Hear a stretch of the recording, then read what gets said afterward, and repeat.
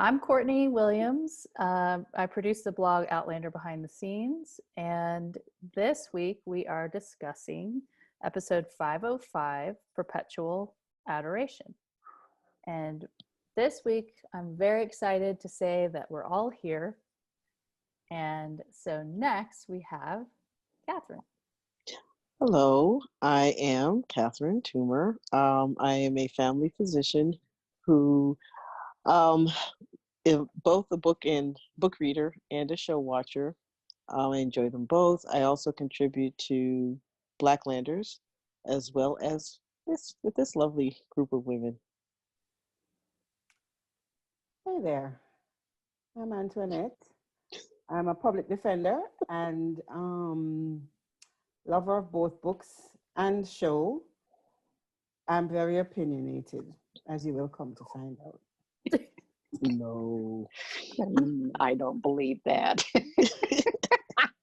My name is Carmen, and I write the Outlander Anatomy blog. I have been a fan for since 2014. I do want to tell the audience that I think most everybody knows I was a professor of anatomy, but besides gross anatomy, I also taught microscopic anatomy, or also known as histology, because that's going to come up tonight. And so I would like for people to know that. It's also in my resume. Yes, what are we drinking tonight? I am sipping electrolytes. That sounds tasty. Well, I am continuing my homage to North Carolina by drinking North Carolina apple cider. Since I've not been feeling well, I'm regulated to water because Dr. Kathy has told me that wine is not hydration. So it's water for me. And I am drinking Trader Joe's Sparkling Pinot Gris, which I've had before on two of our talks, and I like it very much. You're teasing. Okay, I'm going to kick us off with my overall impression. And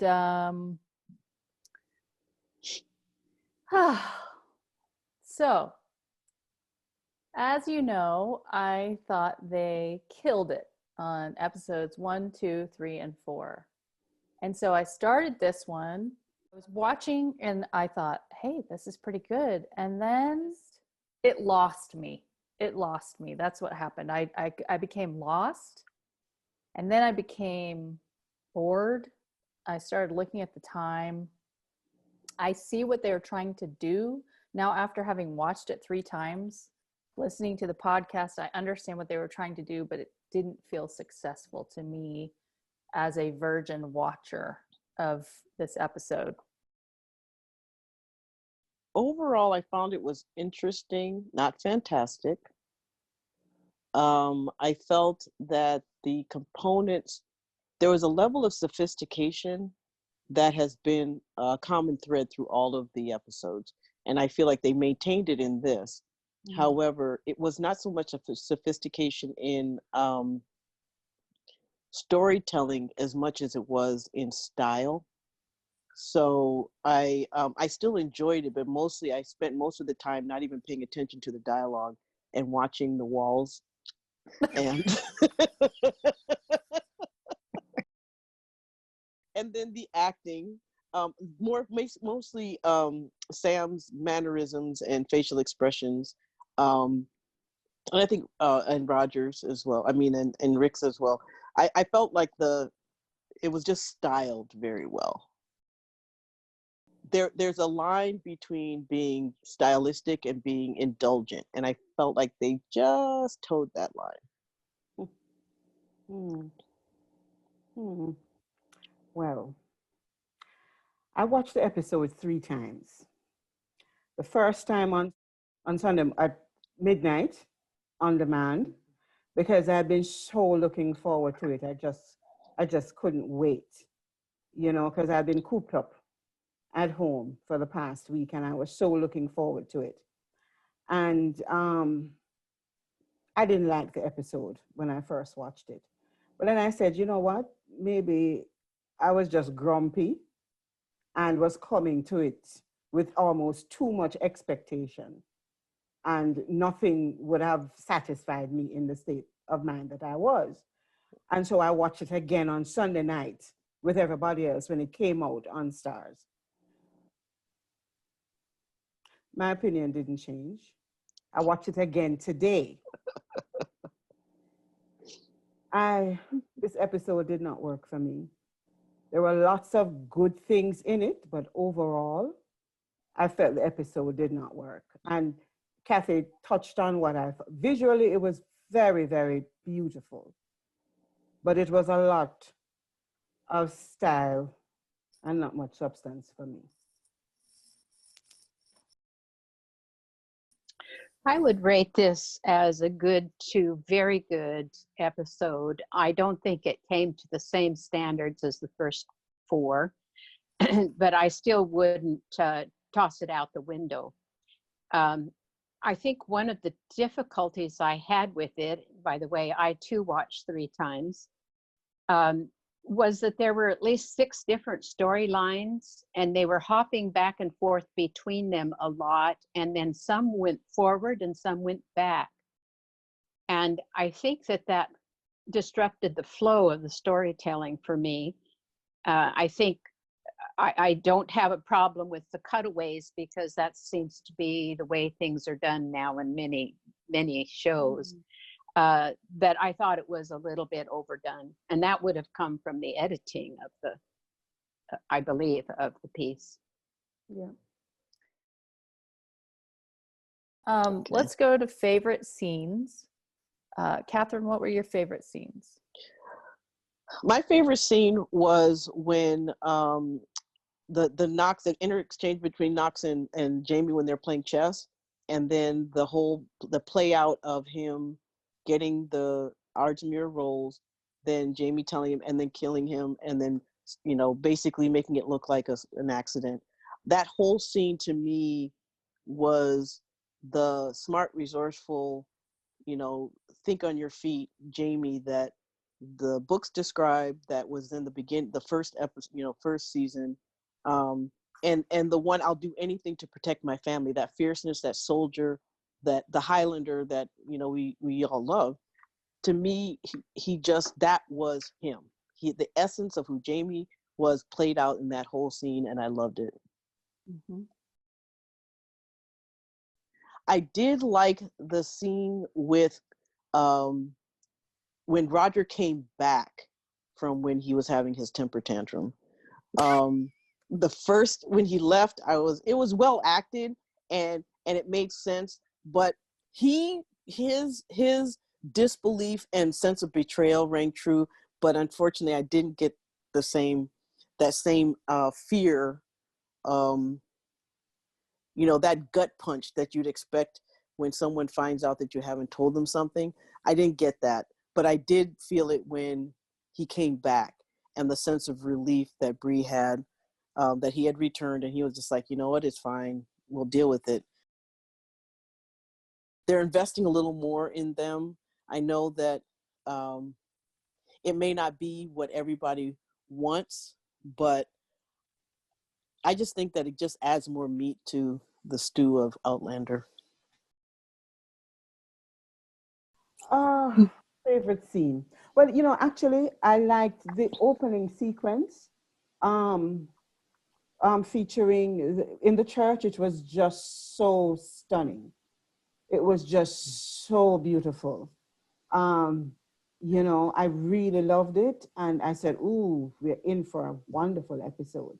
And a favorite scene, actually, I really like the scene with Claire and Roger, which I really did. I felt that was very well done, and I was actually liking Roger and feeling for him, even though he was such a brat to Bree before, and I wanted to slap him upside the head. I really liked that scene with him and Claire. I mean, she is just looking so luminous in these episodes. I mean, she just looked wonderful. I like the scene with Marcelly and Claire, the Eureka scene. I like that scene. I really like that. That was a bit of comic relief, which I felt was much needed in this episode. My favorite scene was the same as yours, Catherine, was Jamie and Knox. I thought that both actors did a great job in that scene. And particularly Knox's face when he realizes that Jamie, you know, when he says he's my godfather and he goes through that whole thing. And we see also, this wasn't a favorite thing, but when he felt remorse for killing the soldier and then he kind of flips it and goes, well, I gave him a better death than he should have had. You know, you could see him going like, oh, kind of feeling the weight of what Jamie's going through. And then he casts that off and is like, I would never do that because, you know, it was a very similar, but I just felt that whole thing I was excited. I was into that. I did feel like I was watching a series of small short stories instead of an episode. Yep. And then I would say I really liked the ADSO introduction. That's really cute. And I also liked the Claire and Marcelly, the penicillin. I thought that was, I loved Claire's reaction. I thought it looked very realistic when she sees, oh my gosh, I got it. And then when Marcelly comes in and Claire's the subdued one, that's just her personality. And then Marcelly adds all the dimples and the excitement. I really liked that scene. So those were my three favorites. My favorite was the very opening, the penicillin scene with the microscope. It's a lovely instrument and a good demonstration of an 18th century microscope, by the way.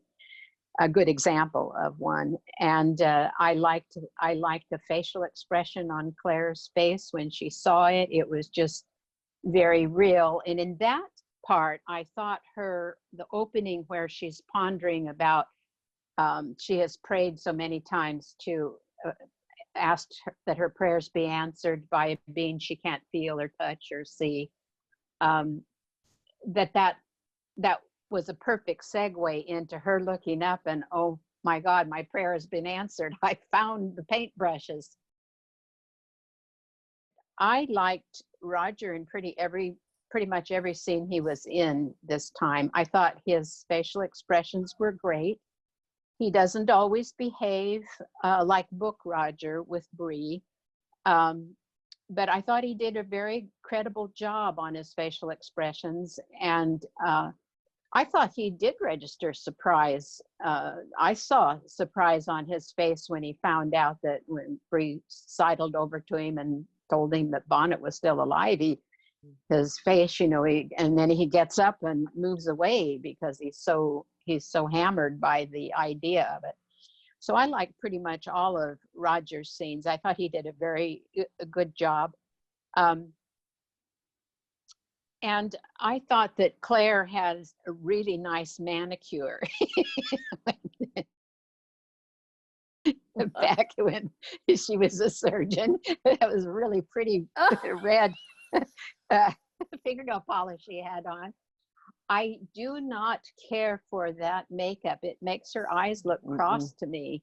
And I don't, and you know, you said, Antoinette, that she's luminous in, you know, when we go back to the Ridge. Compare her with all that makeup and her Jackie Kennedy hairdo and everything, and I just don't think she looks that attractive. But you take all of that off of her and we look at her as she actually is, and she is an absolutely stunning woman, just beautiful. Maybe they were trying to, you know, help her with the weighed down feeling. No. By the eyes, but that was the same as what she was wearing back in you know. Yes. I thought that makeup choice was strange for Claire because she's such however, an it was earth true to the muffin. time. Yeah, I Yeah. think It was it probably was true to to the time. And as a professional woman, maybe she would have done that. I don't know. Maybe. Mm. I don't know how many surgeons have time to get a manicure, especially if she was head of the Mhm. department in those days. But and she always held her hands in this little ladylike, you notice, Yeah. Mhm. like position. That I can't remember doing that, but Actually, if you watch surgeons in surgery, that's what they do when their hands are sterile. They they hold their do. hands like That's this in true. front of That's them, just true. like that. Maybe that's what that Yeah. is trying to depict. I'm not sure, but that Mhm. is true. They do. That's interesting. Yeah, it's one safe place so that you don't Mhm. put your hands on anything. Good Yeah. on after you. Katrina. I think we should all be doing that right now. Yeah. I Maybe mean, so. they do. What worked for you guys in this episode? The cinematography, again, the lighting is just fantastic. I just maybe it's because I paint portraits, so when I see, I love seeing, faces that are half, illuminated, and then the shadows on the other side, and you only get a glimpse of the features on the side that's in shadow. I just find that so artistic, and it's very difficult to do when painting, although it's very rewarding when you get that look.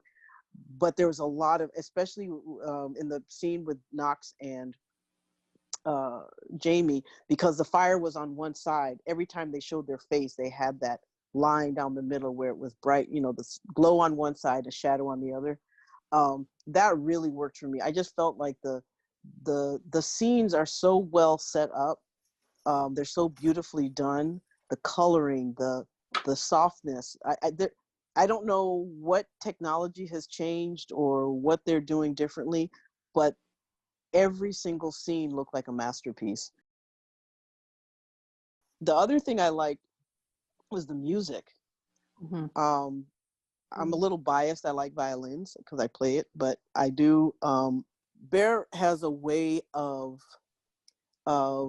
creating, of emoting violins. I mean, in either by fear because of just that scratchy, bowing that, and so it's like this, uh, the sound where you think like something's about to happen and then it comes back down, or something that's more melodic when it's emotional. It just seemed like there was quite a bit of it. He threw some horns in there too, but mostly he used a lot of violins to create uh, to set the scene of the emotional scene, um, for a lot of what we saw, and I really like that. And of course the walls. I had to throw that in there. No, I do. But okay, you laugh. But it's become sort of a game for me to look at a scene and say, okay, where have they shown those walls before? And I kept looking at, the wood grain with the gloss. I'm like, that looks just like River Run. You had the tapestry ones where that looked a lot like the walls in France. Did you see the subway tiles in the hallway when she was walking into the room? Which is, Those were yeah, beautiful. Yeah. that's what Because they've they never had been those shown in, before. yeah. They didn't show that before. I don't remember ever seeing that in any other episode. Which scene was that? The when she was His- walking into the room, they had like a mini subway tiles on the wall. Very What room? hospital-like. His room? into the into Menzies Graham room. Menzies Okay. room. Yeah. And then the church itself, to me, looked like had the same perspective angles, decorative, like the high walls as the theater. It just looked like it was the theater that had been transformed into a church. But Possible. It's possible. But no, that's a real church. Yeah, but it's an actual sometimes church. They filmed inside the actual church. I know I the don't. outside was. Yeah, I But don't was the know. inside a set? They Or don't was always the do the outside? interiors at the Yeah. location. That's real Like simple. the theater was a real building, Mhm. but I think the I interior. thought they reproduced. They built that. I thought I they don't built think that set for the not theater. the outside, the inside. The inside. They Yeah. built the inside. Yeah. Mm-hmm. Yeah, that's what I'm talking about. The inside of the Okay. church and the inside of the theater looked like they could have been the same set. Oh. Okay. I have to look back at. I'm interested now. Antoinette, what worked for you? What worked for me visually, it continues to be extremely beautifully shot, as Kathy's saying. So, you know, I love the look of it. I love the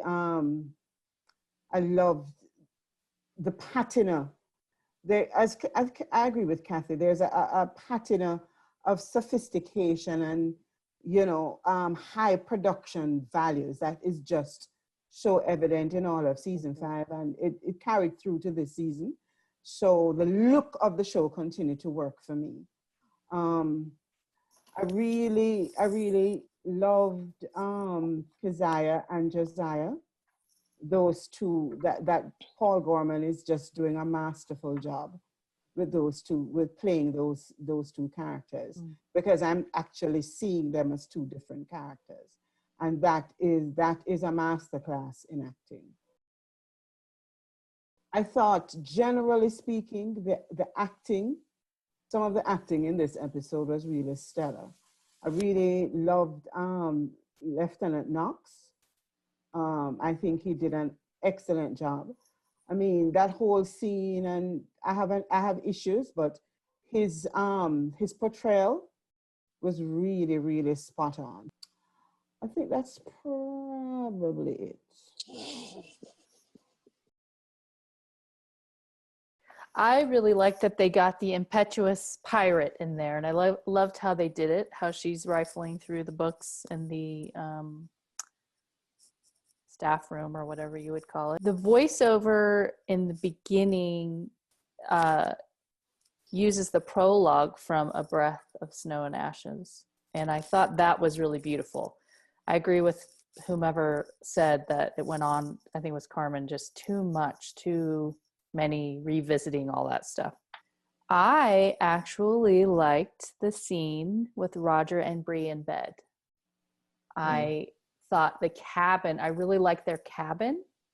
I think it's more along the lines of how I imagined than, you know, the big house is so big and so grand, but their little cabin feels to me kind of what I pictured reading the book.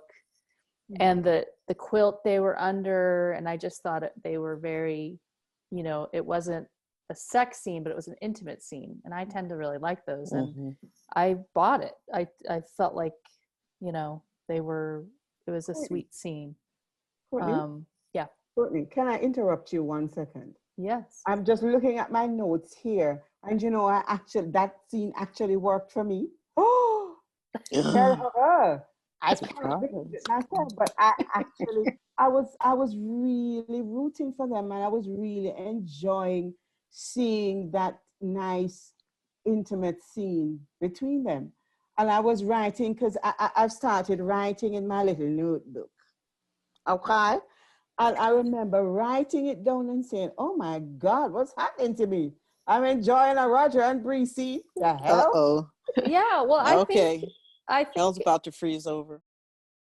Again, it's not a sex scene, which, you know, they aren't Jamie and Claire. So, but sitting there, and I liked the camera work. I liked when we saw the close-ups of their faces, and at one point you only saw this much of Bree, and it just felt so homey. I mean, Jemmy's really quiet at very convenient times. I wish my kids had been like that, but I really enjoyed that scene. Well, I've already said that my favorite scene was the penicillin discovery scene, but there were a couple of others that I liked quite a bit. One was, I liked the card game between Roger and Bonnet. I thought that set up the idea of him having seen the gem before. In the book, he actually steals it from Bonnet, but that was actually very well played. The facial expressions by both men, I thought, were very good, and I was very taken with a comment that Bonnet made, where he says, let's see, how did he put that? Women are but a tax we men pay for pleasure. And I just thought, you ghastly creature. Yeah, you know, I mean, that reflected who he was to a T, who he is to a T, in my opinion. I also like the scene between Roger and Claire. Claire was obviously serving as a mother figure to him, which was pretty much absent in his life, except I guess for Mrs. Graham, who had some motherly role in his life. But she was serving very much as a mother figure and giving him wisdom, and the calmness in which she delivered it and the wisdom, I think often is a product of age. One of the things that we tend to discard in our society, but I think is extremely useful and is valued in many societies. Mm-hmm. I liked the chess game and the exchange between Jamie and Knox very much. I thought after Jamie revealed who he was and Knox realized it, Jamie went through everything that he would do. He told the truth, number one. Number two, he tried to use reason. When that didn't work, the third thing that he tried to do was appeal to Knox's better angels. And when that didn't work, then he killed him. I'm just sorry that they wrote that in, because I feel like Jamie already has enough wounds on his soul, but to have to kill a man that he kind of liked. At least he thought he was a good man. He said, "You're a good man," and Jamie doesn't. That's not the sort of thing that he tends to lie about. And I'm sorry that the writers decided to do that to him, because yes, he would have done it if he were in that position, but he's already got so much he carries. Why give him another one? I think that probably Knox replaces MacDonald in the book, but I don't know that for sure. He's not in the book. So it was something they came up with. He may be part of the reason why I've pondered, maybe he's part of the reason why Jamie ends up in that red coat, donning the red coat later on, which we have seen in trailers and which caused a big to-hoo on Twitter. Everything else about that scene I thought was the actors did a superb job of it. I'm just not liking the fact that he had to murder someone. He would do that in order to protect his family. He has done that in order to protect his family, but mostly now in these days, in these books, he kills as a soldier or a warrior in that kind of a setting. Mm-hmm. I think it's interesting that they shy away from any killing that Claire does. Mm-hmm. They didn't have her euthanize Graham Menzies. They didn't have her kill the guy who she kills in season 1 and book 1 with the wolves, after the wolves, and he's going after Jamie, I think, and she kills him just outright. Mm-hmm. Yeah. So what do you guys think about that? That they feel that would tarnish her too much? That's it's okay Honestly, for Jamie, I but not think it's Claire. sexist. I think that's where they reveal their sexism, and this whole thing of women being strong. I think that's their hypocrisy, that they won't let her have those moments because they somehow is distasteful when a woman does it, but it's okay when a man does.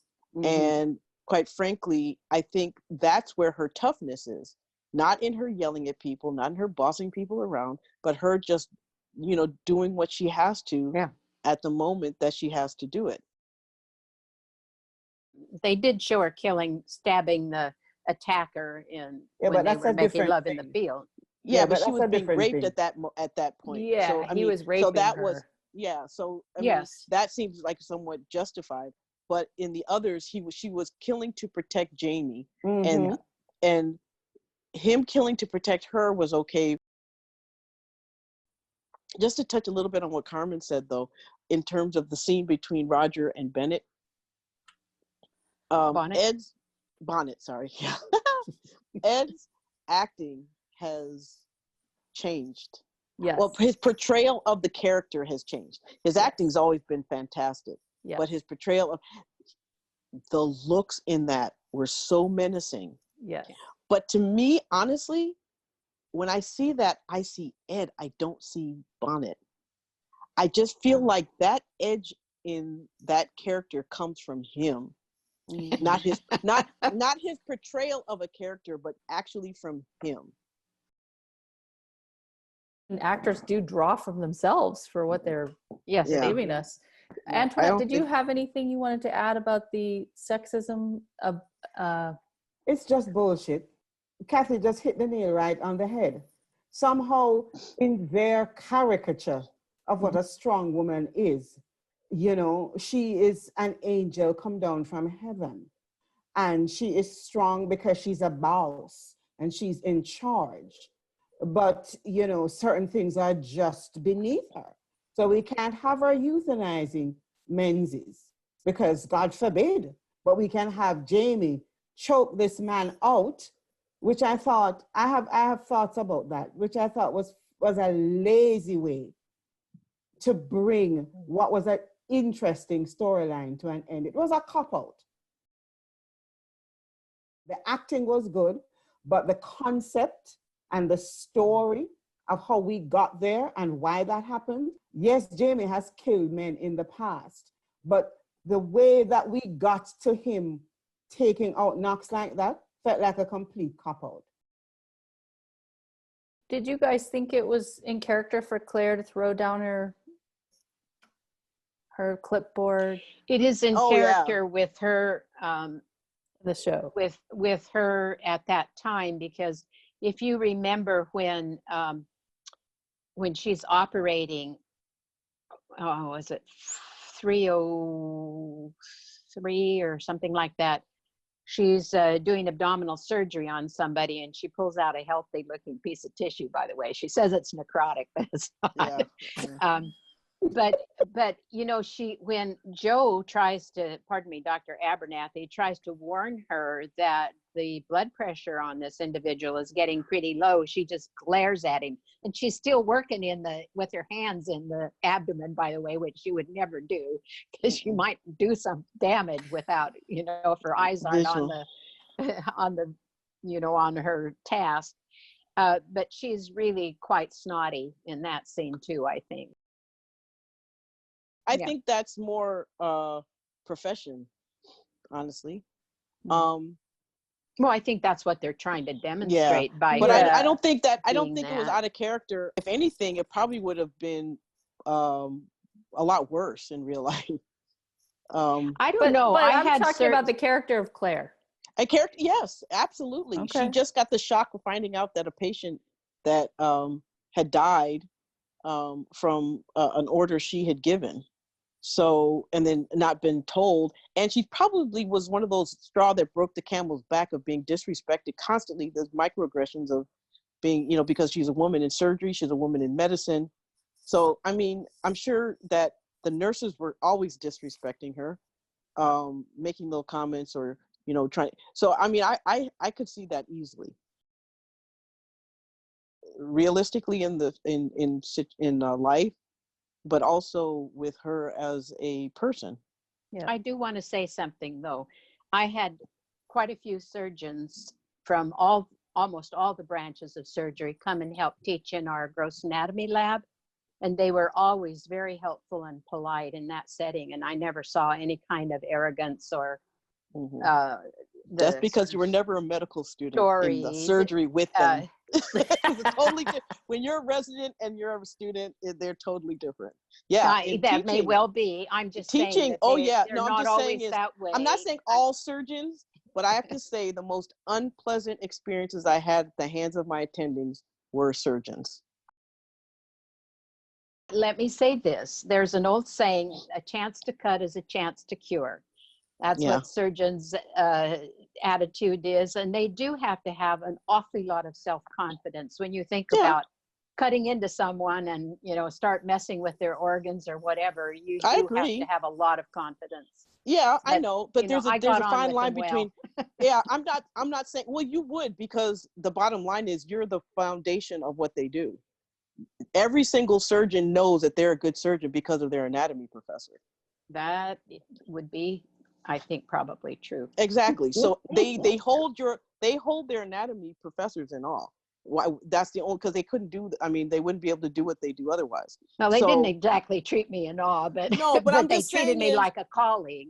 but they Always treated you treated with me like a respect colleague. because they Yes, they know did. that the basis of what they do is based on what you are teaching. I mean, because that's all you do. That's the whole thing in surgery, is even as a medical student. What's that? It What's is. that? What what are we looking at? What are you touching? What are you doing? What do we need to avoid? It's all anatomy. Yes. And so I can see that, but I can tell you, as a med student, we I didn't believe get that you. respect. I believe you.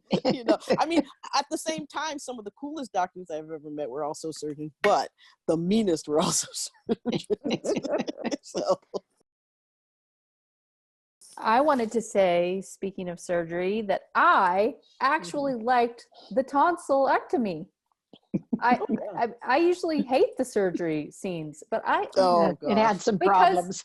well, yeah, I'm sure it yeah. wasn't realistic, but before you burst my bubble, that worked for me because I liked it because they had all the characters there, and we got to watch Lizzie's Yes. face, and Marcelly was, I watched her face, I think on my third viewing, and she's just totally, just nonplussed by the whole thing, and I liked that Archbug was there, and they showed the different Kezzy and twins. I just Josiah. really liked Mhm. that scene. We can talk about the medical. So that worked for me, which I was excited to be able to say. And It was an exciting scene. I also thought the coming up with the storyline, and I just want to say that I think the writers who wrote this episode are talented. There are a lot of good lines. There's a lot of good dialogue. Have they ever worked on one before? No, this is their first one. Their names look fresh to me. Yeah. I think they're good writers. I think that what they got given and then how it was edited, I don't like that more than I don't like the writing. There's some good lines. I Mhm. thought coming up with the concept of Knox ordering the prisoner rolls from Ardsmere was plausible, and I thought that was a good storyline. When he said that, I was like, ooh, Jamie's gonna be on there. Did anybody else have more that worked for them before we go on to least favorite scenes and what didn't work? I noticed a loop, an interesting loop back. Oh, yeah. Did you see right after the opening credits, and when she starts pondering the eternal, there's this torrential cascade of water, remember? That was the same as back in episode 109, when Jamie starts out by saying, strange the things you remember. Yes. Strange the things you remember. And that is exactly the same, because I thought, oh, I've seen that before. Well, wasn't the line that Menzies said about the scar also something that Jamie said when when she did surgery on his hand? Yes. Or something. Yeah, either that or something. the One more brand was taken scar. off his side. I don't remember Oh, which one it was, but No. One Yeah. more but it's scar, just nothing another to scar. brood about. No, it was in First Wife, after What's Her Face shot him. Oh, that's right. That's right. And Okay. he said, oh, What's it's her just face? another scar. Marcelly's Okay. mother. Leg hair. I think because they did that backwards, they decided to edit those scenes in backwards. I was lost, and I wasn't making the connection between him and Jamie. She's like, someone I knew one time, and I was like, Rupert? That's the one he reminds me of. I felt the storylines, the three main storylines, the Roger and Bree, and seeing him find the diamond and Bree explain what that is. I thought that was masterfully done. Plausible. I was interested in that storyline. Jamie and Knox, even though it's Murtaugh died in the books and all that, I thought that was masterfully done. Really well acted. For me, it was the Claire and Graham Menzies storyline that didn't work. And then trying to stretch that, and it was more of that down the rabbit hole for me of, I don't care about Graham Menzies. I never wondered what prompted her to decide to look for Jamie. You know what I'm saying? It was I wasn't invested in that. And I also felt there were, in this episode, I actually felt bad for Katrina for the writing on her story piece. There were several poorly done scenes, in my opinion, in her storyline, and it was chopped up. And I felt the other two were really strong. The writing was good. There were some great lines. It was just that storyline that didn't. It just left me like, eh.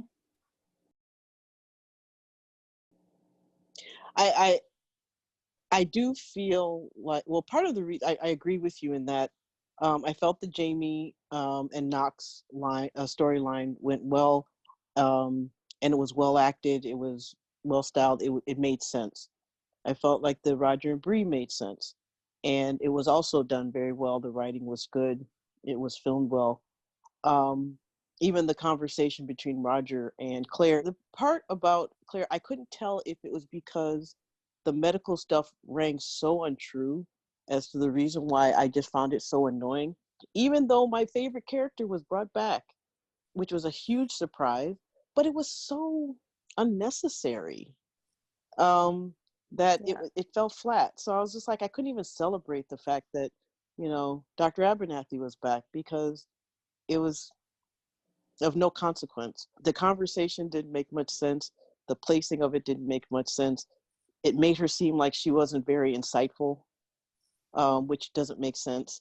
So I agree with you in that they did Claire wrong. I mean, they did Katrina wrong in that section. I actually think they did the character of Claire a disservice with that Mm-hmm. storyline, not just the actress Katrina, but Yeah.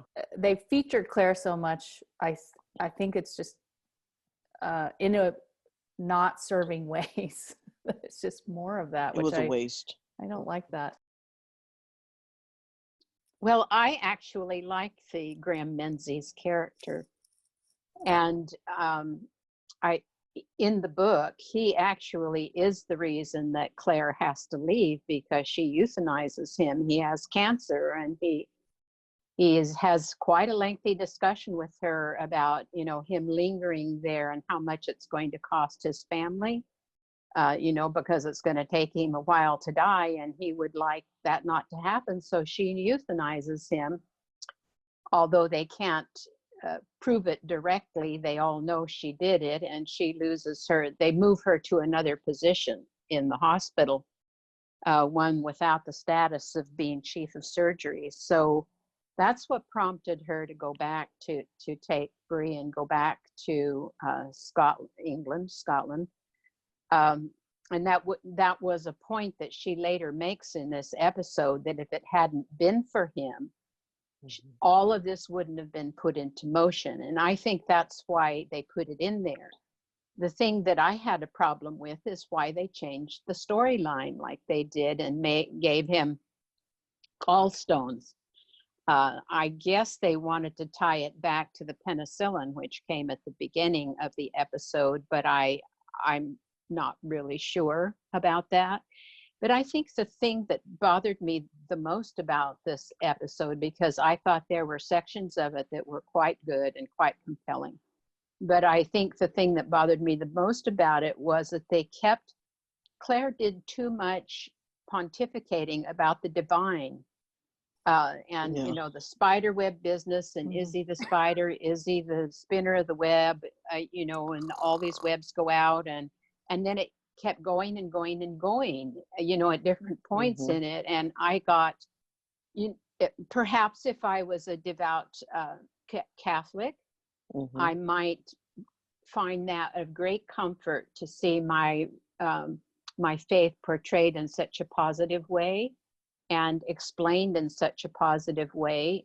And but I am not neither a devout Catholic or a Catholic, and I just felt like it was a little bit too much and too slow. It took up too much of the time in the story.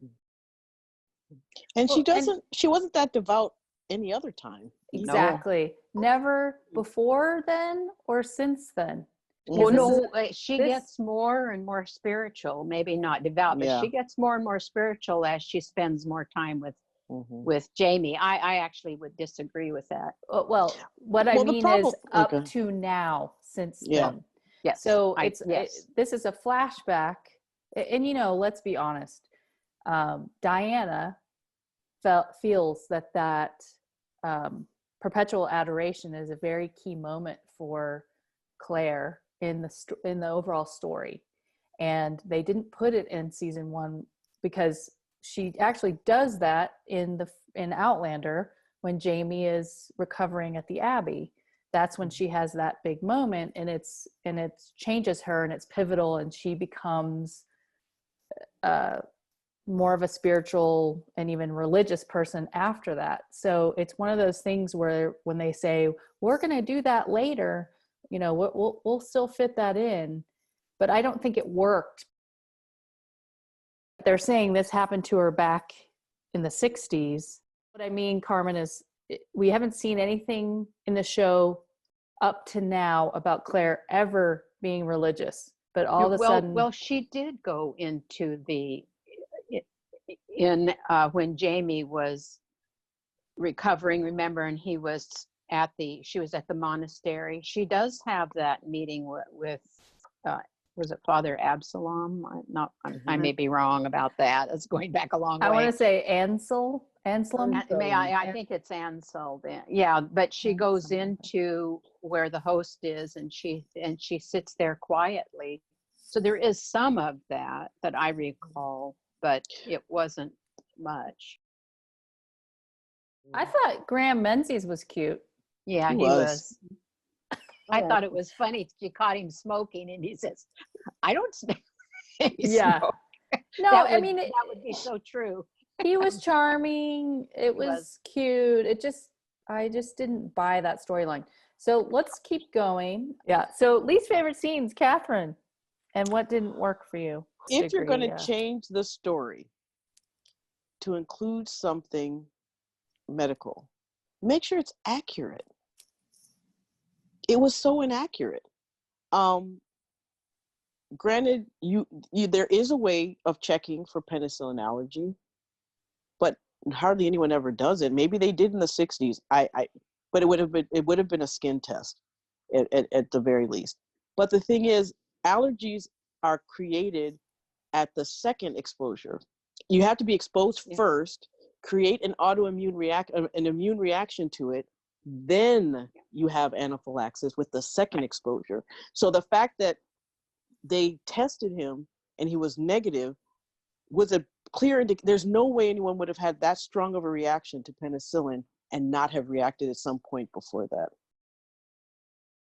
I think it's really unlikely. I read about it today, and apparently it is possible to get a false negative and have a really life-threatening reaction, but I can't imagine it would just be so unusual for a person to have anaphylaxis and not have a positive test. Exactly. It's not logical. You can have, and the thing is, this whole thing around penicillin and allergies and all this stuff, it was so poorly done, but it seemed to be so pivotal in the story that it seems to me that should have been the most accurate thing to have been depicted. And just the whole process was just wrong. That's not how medicine operates. That's not how, physicians operate. That's not how, it's just, your patient dies, you don't get notified. There was just so much stuff in there that just didn't make a whole lot of sense. And they just devoted too much time to something that was inaccurate. Well, what would have happened based on what they said he had? He had gallstones, which is fine. And that's understandable. You remove the gallbladder. He also had cholangitis, which is basically inflammation, or they suggest an infection of the ducts. It can be, but it doesn't always. Always, exactly. So but the reason you treat it is because they're friable, and you don't want to go in to do surgery if they're inflamed, because then they don't sew up very well. And so if you're going to treat it, it would be for a few days, so that it could be reversed before you do the surgery. So it just didn't make a whole lot of sense. However, the emotional reaction to his death made sense. The questioning her abilities made sense. The fact that she, knew she was the talk of the hospital after that, because being a woman in medicine, even now, but especially then, any little mistake she made would have been broadcast throughout the hospital. So that made sense. Kathy, did you Yeah. see where he gripped himself in pain for gallbladder? He had his hand down where the appendix is. He's like, And oh, the pain is going to be up the upper close right. to either the upper right quadrant or behind the level of the shoulder blade, in the back of the shoulder blade. Shoulder you can blade, get pain exactly. there as well. So that I thought was, kind of I funny. know. I found that distracting. So that's why I stopped watching that and started paying attention to the walls, because the tile. Oh, stop. What didn't work for me is, again, Fergus, they just are underutilizing Cesar. I don't understand it. I really don't. It's almost like there's a conspiracy of some kind. Why have they just truncated his character so much? I mean, he had such an interesting character in the book. He was so charming. The young Fergus, we got a lot of him. Yeah. But we got nothing of older Fergus, and I don't understand why. Maybe they don't have anything for him to do. But the book did. Yeah. The book gave him stuff to do. I don't understand agree. why they've decided to remove that. The other part that didn't really work for me was, I didn't see the point of Claire going on about bring over the sterile instruments. And then she sticks her hands right in his mouth. I mean, I was like, What's wrong with that? Clue us in well, here. because the mouth isn't a sterile field. Neither you can't are sterilize hands. the mouth. Neither are her hands. So what's the point of everything else being sterile if you're just going to take it and stick it in something that's not sterile? I mean, there's bacteria in the mouth. I mean, just, it didn't make sense. Especially if you're giving antibiotics, because the whole reason you sterilize things is to prevent infections. I assumed that she had given him a test earlier, and she's checking him to see if he has any kind of rash or anything. Are we talking about Kezi? Reacted, Mm-hmm. Yes. If he reacted to penicillin, he would have had penicillin before to create an immune reaction to it. So even if she gave it to him, his reaction wouldn't have been to the penicillin. It probably would have been to some other component that he had been exposed to. Well, people can get an immune response to penicillin or get an allergy to it from eating moldy food. Well, that's what I'm saying. It's not very the mold, common. I guess the mold, but it doesn't have. She didn't. It doesn't have to have been. Maybe he ate some of the bread earlier that week. Well, if he was hungry, like he said he was, he probably ate anything he could get his hands on. I mean, he was starving to death. Probably was eating all those mushrooms in the forest. Chanterelles. Did you, Catherine, did you have anything non-medical that didn't work for you, or least favorite anything scenes? Non-medical? Yeah. As far as the scenes were concerned, I only part was that montage in the beginning. It just went by too fast. They kept throwing images out there that you didn't have a chance to see what you were looking at before something else showed up. The whole exchange between the priest and Claire didn't seem to make much sense to me. Antoinette. Where do I begin? No. Least favorite scenes and what didn't work for you? Probably my least favorite scene would have had to have been the scene between Roger and Bree when she was telling him about the giving Bonnet the diamond in the jail. I didn't like that scene because once again they have written, I think, that they're doing a disservice to the Roger character by writing him so much as an arsehole, really. Because from my perspective in looking at the scene, he seemed to be so much more concerned about how he felt and how he was angry and how he felt deceived, to the point where Bree, who was actually the one who was raped and is going through trauma, feels that she has to apologize to him for how she manages her trauma. I didn't see the point of bringing back Abernathy for that ridiculous conversation. It didn't advance the story. It didn't tell us anything more about Claire or him that we didn't already know. So I thought it was a waste of 5 minutes, however long it took. I love Joe, but I didn't like that scene at all. Didn't take us anywhere. My least favorite scenes were the Claire with the priest. I thought that was so poorly acted on the priest part. First of all, he didn't seem like a 1960s priest at all. I did grow up Catholic, and they weren't like touchy-feely like that. And especially the Irish ones. Exactly. And he's like, yeah. oh, I went to Irish Catholic schools. They did not act like that.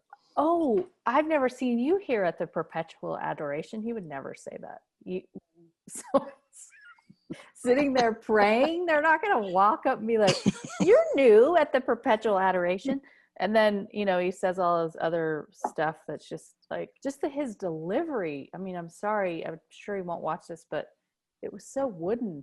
No one's ever lost who's not forgotten. I don't know. I was just like, And then also the nurses station scene I thought was poorly acted. And maybe it's because it's a bunch of Scottish actors who are doing American accents.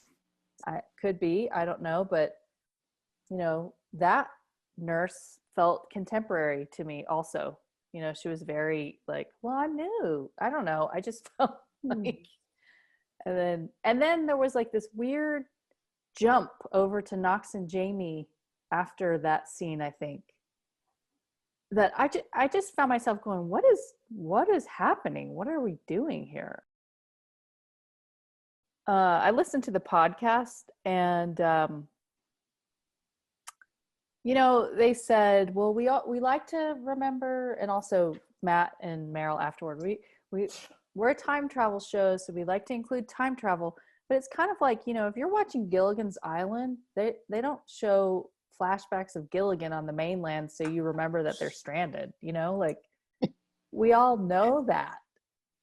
I just feel that it's like unnecessary, and it feels to me like a waste of time, and I'm not interested.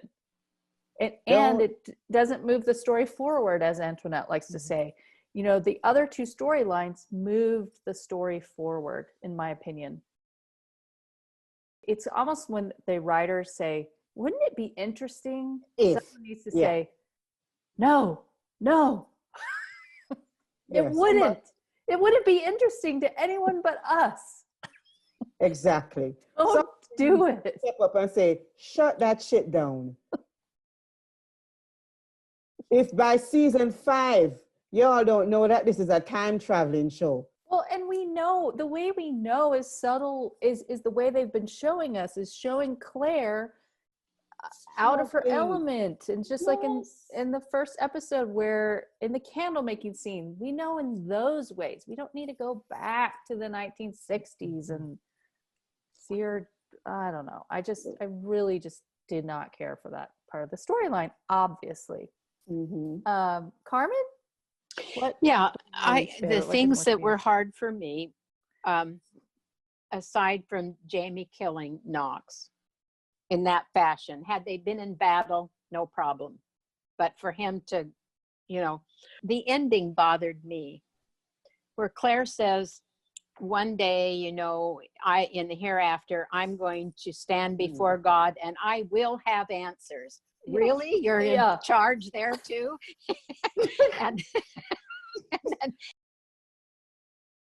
And then she says, but I will not ask him about time. I've lived it. What does that mean? God is time. That means, who's alive, That means that they needed an ending that's not in the book. And it was I would have given someone, them one had they called. That was clearly written. The people who wrote that are not religious. I mean, that was so obvious. Yeah, it's not. It was not. It was just weird to me.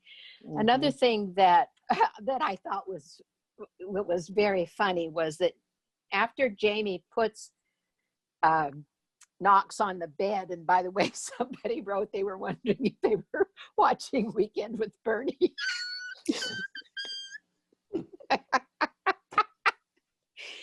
He picks up all of his stuff. I made sure that he picked up his gun and that he burned Mhm. everything, and he got this knife, you know, and he put the glass over to the side. He climbs out the window.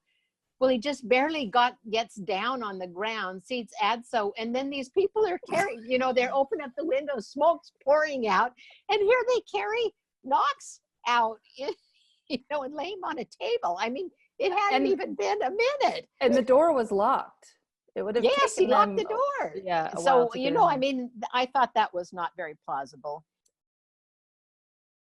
And there was Fergus standing there picking his nose. Not doing, Yes. bless his heart, not having anything to do except, Lord, what are you doing there, me Lord?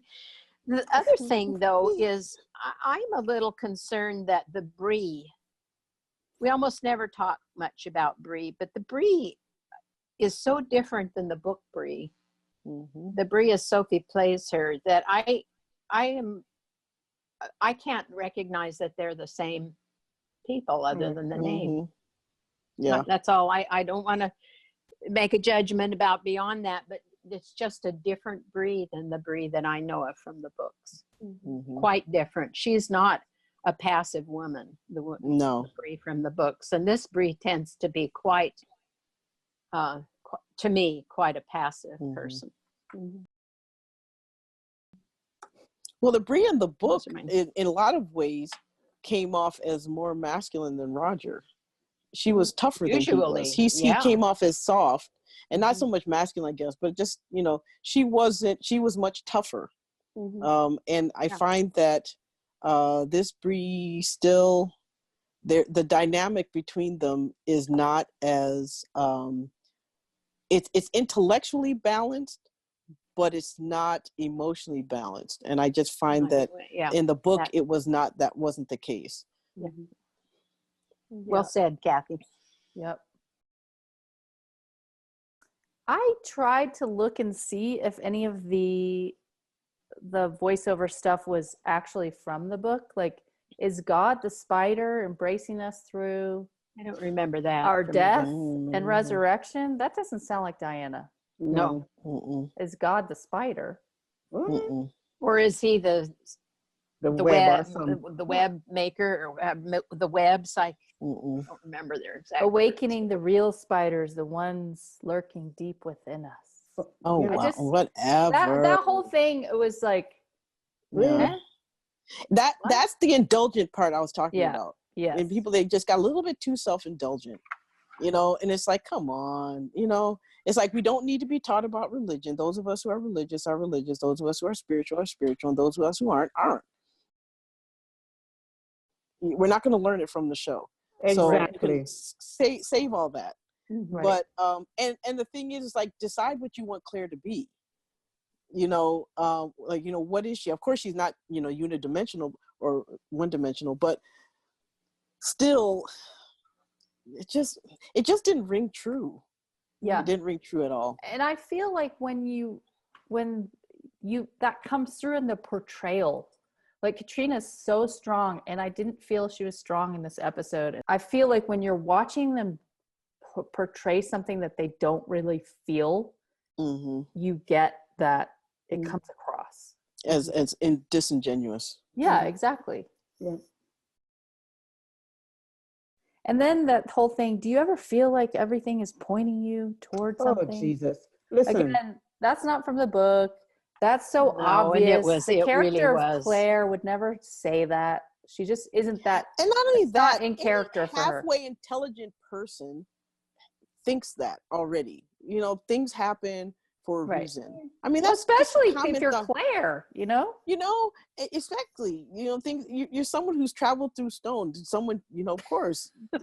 Hello. You know. So my thing is it just seemed so intellectually weak.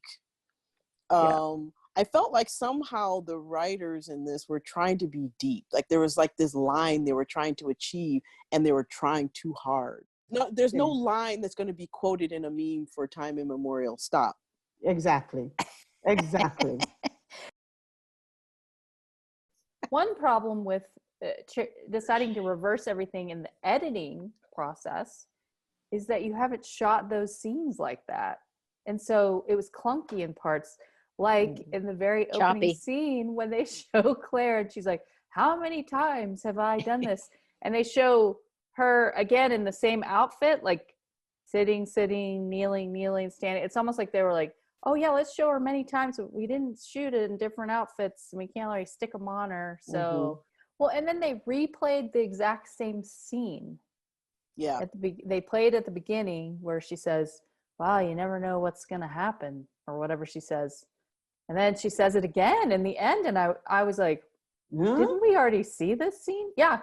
It's the exact same, because they needed a lead into the next thing, and they did it in editing. So I actually would have liked to see the way it was planned. I wonder if I would have liked this episode more if they'd done it. Or if they had cut the clips in half, you know, and done less switching back and forth. Like I said earlier, I can handle some of that. There was just so much that it took more than one view to figure out what the heck was going on with this episode, because it was just back and forth and here and there. And I or did like even love a seeing longer, Dr. Abernathy again, though. I did like. I was actually and I was excited so for surprised. Kathy. I was so surprised, but then I was bummed because he's off social media, so I couldn't say, "Hey, look at you on TV." But the conversation between Roger and Claire was a missed opportunity. I just felt like it was made too short.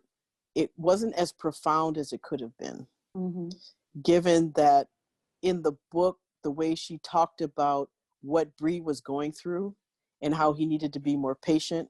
And basically she was just like, get over yourself. I mean, that was the conversation. You know, do you realize what she's been through and what's happened and what her experiences are? Get over yourself. And that just didn't happen in this.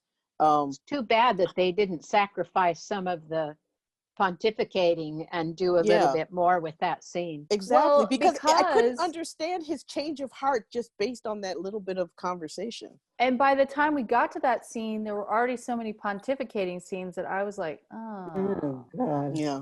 more. No. And I'll just say, I went on and on about Fergus in the last two discussions, so I'm not going to do that. But John Quincy Myers is almost like Jamie's right-hand guy in this episode instead of Fergus. And I'm just thinking, what the heck? I think Cesar pissed somebody off. That's what I've decided. You know what I think? You know what? Honestly, I think that there's that they. I honestly, I think he might have some difficulty in memorizing lines. I mean, there has to be something. I can't figure out why, because his acting's not bad. He acts okay. He's actually a good actor. I mean, but I mean, there's something that's preventing them from giving him more to do. You know what, Kathy? I've seen him in several panels up in Vancouver or BC, and he actually is he's very accomplished. He can speak without any problem. He's got a good command of the English language. Yeah. I don't think it's that. He but really, in there's front a of difference, groups, you know. Now there's a difference between speaking and learning lines. I mean, there is a big difference. But he's an actor. I know, but I'm just saying is there's something. There's either because they wouldn't have hired him if there was a chemistry issue. I think he pissed somebody off because he is French. But who? He's so French. It had to be an executive producer. Well, I remember at something I saw him at, he talked about how he's sick of saying my lord and my lady. Oh, well, that could do it. So I have a feeling that he kind of pushed back and said, this is stupid. And then they were like, okay, we'll see what happens to you. You have no lines, you know? I don't know. I just can't figure it out. And I would much rather learn and watch scenes with Fergus than these made up, you know, Graham Menzies, who's from Voyager, you know, like, yeah. Did you guys notice when they rode up and Fergus says, not the cordial welcome we were expecting or something like that. And then Kyle Reese, who plays John Quincy Myers, says something. I couldn't understand him at all. Could you guys? I couldn't understand Roger either. I had my I had my know, closed caption on. He was I very got- Glaswegian in this episode. I couldn't though. understand I him in got to the tell first you scene. something. You know, when he brings the chanterelle mushrooms to Yeah. Bree, I thought he said, I went to Cross Creek. Cross Creek and got them. So That's a 450-mile round trip. That's from what I thought too. Bridge. Oh, I thought the same thing. And then I put the closed caption on it, and what he said is, "I crossed the creek to get the chanterelles." All right, let's I do was, things we I was. notice. Let's do Oh, things we notice. Can I start with things I noticed? Yes, you go first. Thank you. The hell is Claire using the syringe that she brought back from the 60s and nobody bats an eyelid? Are she shown them the syringe? Have they seen something like that before? The hell? Did it survive the hurricane? Apparently, it did. It was in that chest, that amazing chest with all the gowns in it. Because Jamie was very taken aback when he saw it. So she just whips it out and everybody's fine with it. Okay. The other thing I noticed was that Lieutenant Knox says that he sent for the thing from freaking Scotland. No. How long were they at the Beardsley? No. Well, no. To get to wait, let me finish. They were coming from freaking Scotland. He said so, Knox did. Wouldn't it have taken several months on a ship? Yes. To get from Scotland? It's a 3-month journey in those days, pretty much. How Each way. does it come up a couple of weeks, unless they were wandering in the desert like Moses and the Israelites in the forest for 3 whole months before he gets to Wilmington? So he did. I have to go back and watch. So he did say he sent to Scotland for it? Yes, he did. Yeah, he did. He said he sent Scotland for a transcript of the art to your roles. Well, no, I know he said that, but I didn't know if they had copies of that in the United States because they were indentured servants in the United States. No. And how long ago did he send for it, I wonder? Well, it would have had to have been 6 months. Yeah, so would they have had it on record in Wilmington, for example? And or yeah, Charleston? it's a pretty, wasn't it a 3-month voyage each way? I thought it was. Yeah. Exactly. And then good point that I noticed, Murta on a broadsheet. Who gives them a description of Murta so that he's on a broadsheet? Because Knox didn't know what Murta looked like when they first encountered the regulators and he killed the guy in the prison. All of a because sudden, of Hillsborough. Likeness of Murta? No, yeah, because he was there burning the effigies and tarring and feathering. I'm sure there are people up in the windows watching out of fear. Not only that, but there was a broadsheet when he got Bonnet out of the. Yes, you're right. You know, and he ran into the soldiers in the back of that inn. Mm-hmm. They recognized him then because they said they saw him, recognized him from a broadsheet. Yeah, that's what they said. Yeah, I'm pretty sure that's what they said. Yeah, they did. Well, yeah, they did. I was just wondering how they got him down to. I mean, it looked like the broadsheet was made from a photograph of Mr. Fitzgibbon. I think it was a detailed. It was remarkably, it was remarkable in its likeness. I would have thought it would have been a sort of a rough estimate. Looked like somebody had a photograph and down to the scowling. They did a portrait of him. Catherine, did you do that? No, mine would have looked I will better. suspend my disbelief. But what else did you notice, Antoinette? It was nothing about I noticed. Let me just get this off my chest. Okay. Uh-oh.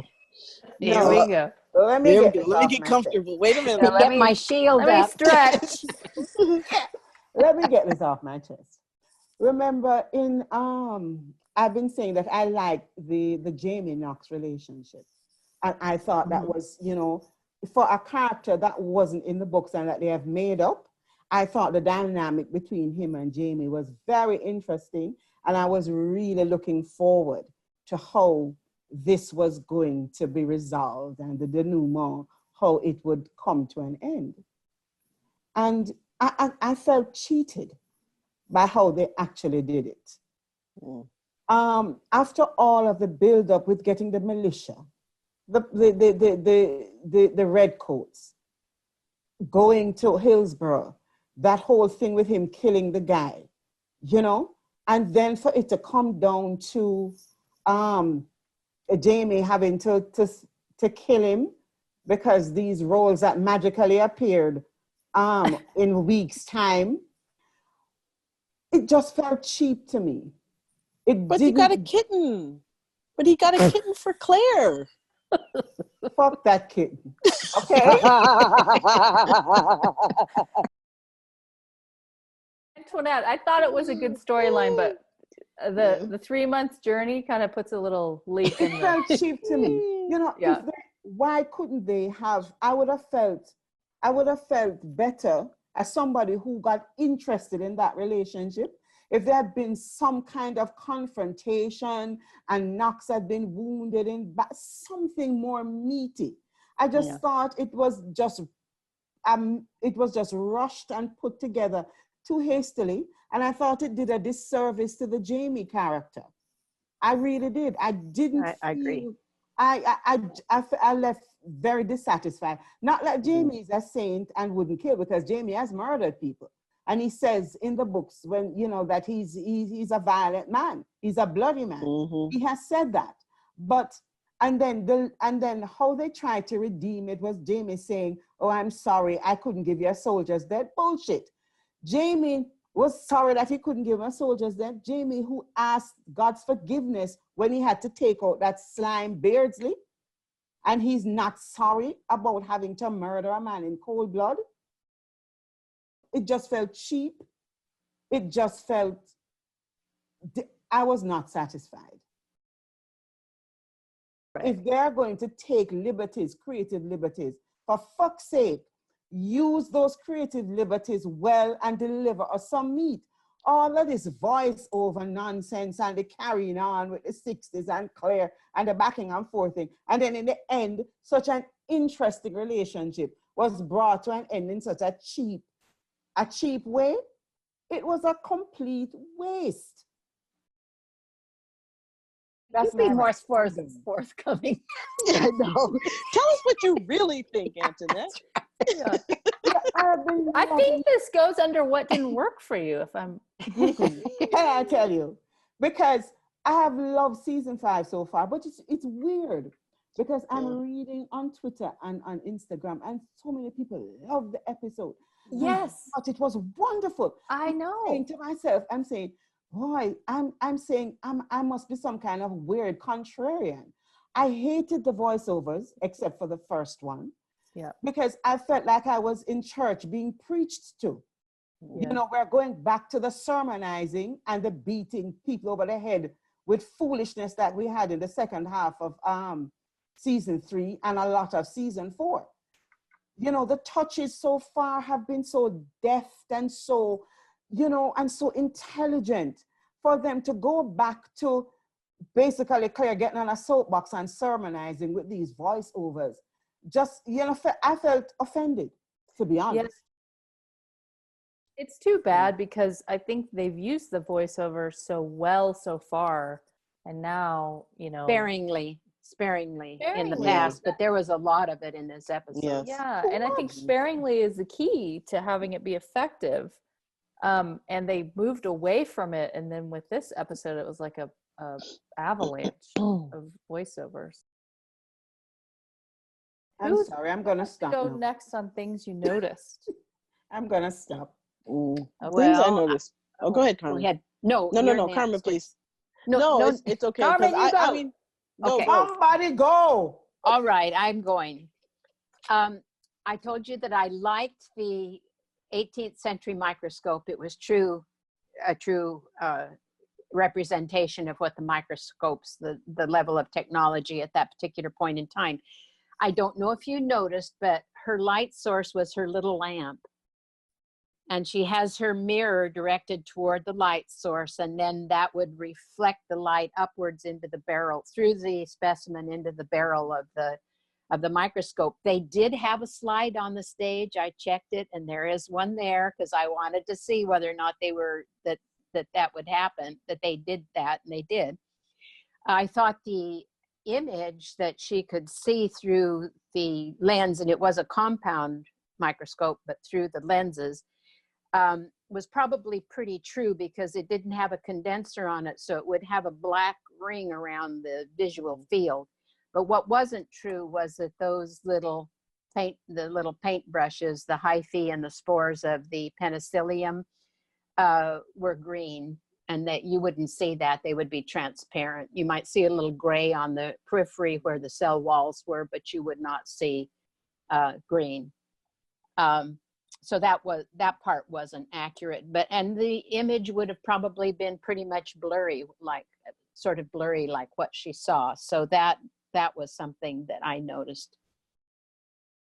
What jumped out at me the most was the transformation in Bonnet, in his mannerisms, his character. He just seems so much more menacing now than he did before, which is a perfect timing, actually, because we want to be scared of him at this point.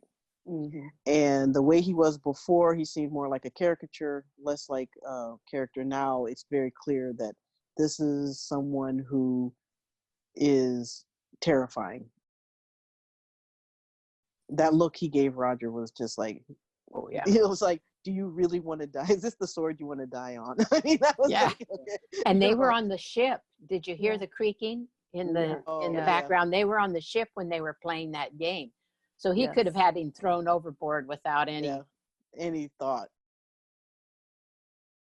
Showing Sophie acting as a teenager, a college student, then showing her as a married woman with a child, there was some subtle changes in her mannerisms, and that showed the difference. It wasn't like you saw the same person in both situations. You did see that you saw a child in one and an adult and a woman in the other. The other thing I noticed was the landscape. When the first thing I thought when they showed, Jamie riding in on his horse, and I was like, wow, all those trees.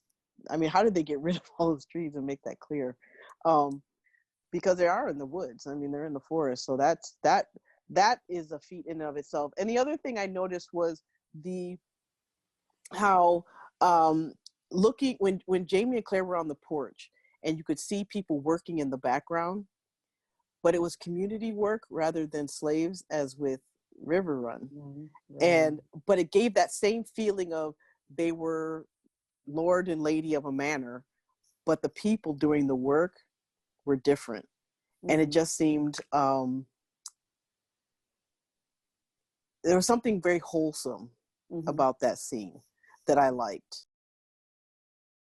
He looked like a lord. He looked like a laird. That was Jamie. And that was Jamie. I mean, he was. And the other thing I liked about that scene, where and I tend to do this to my husband also, she like put her head in his neck, almost like she just needed to smell him. It's like that aromatherapy that you get when you're around somebody you love. I liked that. I thought that was very touching and very intimate, and it wasn't just a hug or her head on her chest, but she stuck her face into his neck, and I thought that was cute. Oh, one other thing I noticed before you move on, when they were coming into, is it Hillsborough? Did you see the little boy in his little red outfit just wanting to jump into the mud, and his mother yanked him back? That was so cute. I love that. Was cute. I noticed that when she gave Kezzy the laudanum, it was like straight from the bottle, and there's a lot left in there. That didn't seem very germ conscious. I noticed that. So I listened to the podcast, and that scene between Roger and Bonnet is supposed to be after he's raped Brianna and he's pressed Roger back onto the Gloriana. But they both looked really clean, and I want to know. So I was wondering about that. But the conversation made it obvious. That's why what he said about women was so, because you knew what he had done. Yeah, it's very clear what he had just done. Yeah, and that they'll do anything for a ring or a. Mm-hmm. Bauble. Did Or, he know that Brianna was Roger's No. lass at that point? No, Mm-mm. no. I will Um, say that that black diamond looks like a Swarovski chaton. By the way, what is that? Only Carmen would know. because I'm a beater. Exactly. It's a stone made by Swarovski. It's a Swarovski crystal that has a diamond shape to it, and it actually I brought a bracelet. I'll show you. Can you see that? See those ooh. flat faces? Yeah. Yeah. That's the top of the diamond, but they're pointed at the back. Now that's all beaded, so you can't see that. But that's what it looks like. That one just happens to be either a colored jet or a starry night, something like that. There's different colors of it, but that's the first thing I thought when I saw it is that's a Swarovski crystal. We're all going to be in a bead store going, oh. It's I called a see." chaton if you go looking for one. They're not very easy to find. Listen, I'm writing it down in my little notebook as we speak. Chaton, just like it sounds. I noticed that there was a lot of twiddling of the fingers by Jamie again in this episode. Let's move on to the medical. Yes. Mm. I mean, we've touched on a lot of it already. But what else? We Yeah. did some I mean, of the it. only There's thing more. There's Oh, more. I think there's more. Now, the thing I note, of course, the tonsillectomy. I guess she only needed to do one side and not the other. And then, It yes, looked it like would she bleed only quite a did bit. one side. But my thing is, where did the cautery come from? Because I would have thought it would have come out of the lamp. Did she have a candle with? If you look at the table behind her, that was one of the things that I was looking for too, because she reaches back and there it is right there. There's no brazier on the table. Yeah, so like for that cautery. I don't know where it came from. From the prop room. Okay, but it sizzled. From the props room. The other thing I think, now the bleeding gotta look realistic, except for he leaned forward. I mean, I mean, the only other example, of course, I mean, modern medicine is not done that way. But I do remember my father describing how he had his tonsils removed when he was in the Navy in the 40s. And basically he said that he was given no anesthesia, that the surgeon took like a loop, like That's what Claire wire uses in the book. And he put a loop around his tonsil and then he just pulled it out. And yeah, and so when I saw the scalpel, I was like, there's a lot in that area that if he just jerked his neck, she would have killed him. Yeah. Did they cauterize your dad's tonsils? Yeah, afterwards they did, but usually use electrical element then. Yeah, she wouldn't have had that, obviously, but no. There's a very large tonsillar artery, large by comparison, that runs in the bed of the palatine tonsil, and it's not very far down there. To do it with a scalpel, you better really know what you're doing, because if you nick that, the guy will bleed to death. You won't be able to stop it. Yeah, and so when she said scalpel, I was a little surprised. I would have thought a wire would have been. But one of the things I noticed, I wondered if they cut out the other side, Kathy, because she has when she starts out, she has a tongue depressor blade. But then when the next thing you see, she has a forceps in that left hand. I thought she was using that with the pad on it. I mean, she was using it just to soak up the blood. That's she has Marcelly take the pledge and put it, on his right side, this side. I'll have to look again. But she, in her left hand, she starts out with a tongue depressor blade type thing, and then the next thing she has a pair of forceps. When she pulls the tonsil out. When she pulls it out. When she cuts it. I'm thinking that they cut something out there, so maybe it did show both sides being, because he apparently had it on both sides. I do want to say one thing about the blood. I thought it was very realistic the way he went forward, and the blood drained out his mouth. But what I didn't think was accurate was the blood should have been bright red. Yeah, not dark, it was because too dark. it would have been oxygenated blood from arterial blood, and that would have been bright red, not venous blood. And they showed venous blood. Yeah. So that they put too much chocolate in it. No, that's what molasses. They Really? molasses or chocolate. They Yeah. use like a they use Ew. Anything else on the Medical. tonsillectomy? You know, I thought that that must have been quite a whatever she used to heat that little cautery iron. It was really an impressive source of heat because that thing was brilliant red. Yeah. So it was hot. I don't think it needed to be that hot to cauterize tissue, but Say more about that. Like, what temperature do you need it to be in case I need to cauterize cauterize tissue? anything? Oh, you wouldn't need it to be much. Yeah. not much. It's so fragile. 250. It's so fragile. 200, 250 degrees, I would think would do it. Don't you, Kathy? Somewhere around there. I mean, I wouldn't even 300 know degrees? the degrees, to be honest. I just know That's that a guess, but I don't think you need it to be red hot. Red, yeah, you wouldn't need it to be red hot, and you wouldn't want it to be, because you wouldn't want to then set them up for secondary burns. That's right. I mean, you want it to stop the bleeding, but you don't want it to burn the tissue around it also. How hot do you think that would have been, that red hot one? Oh, I meant to look it up. At what point does iron, because I think it's probably iron, become red hot? And I forgot to. I don't remember, but I think it's close to 1,000 degrees, somewhere around there. It's very high. Wow. And you only need 250? No, I said I altered it. Somewhere between 200 and 300 probably would be sufficient. Maybe 400, but certainly not twice where that. it was red hot. White hot. Right. No, you wouldn't need to do that. Carmen, when she looked for a rash, when she was looking for the rash, my first thought was, oh, she's looking for scarlet fever. I didn't realize that she was actually looking to.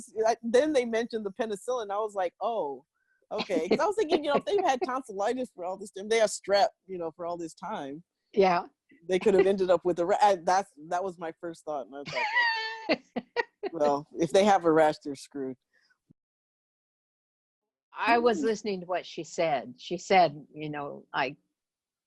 didn't she say to him, we've tested you now, or something like that? And that was something. So that was the link back to Menzies, I felt, to sort of explain what was happening there. But I can't even imagine the gauge of that needle, though. Ouch. That would hurt. I've had those intramuscular penicillin injections. Have you? Because that's all they had. They didn't have oral when I was a child, and they really hurt. It pushes the muscle fibers apart, and oh my gosh, it's painful. No, I've never. No had wonder. It's a thick. It's a thick. It's a thick substance. It's not thin. Yeah. So it really, you have to use a big needle and push it in. I've ordered them, but I've never had one myself. Now I need to go back and apologize to a few people. Oh. A young woman wrote on Twitter today that there weren't any sterile needles in those days, sort of so she couldn't have told Marcelly to get the sterile instruments, and have a sterile needle. And so all you have to do is boil it for 20 minutes and you've got a sterile glass and sterile metal. Yeah. Yeah.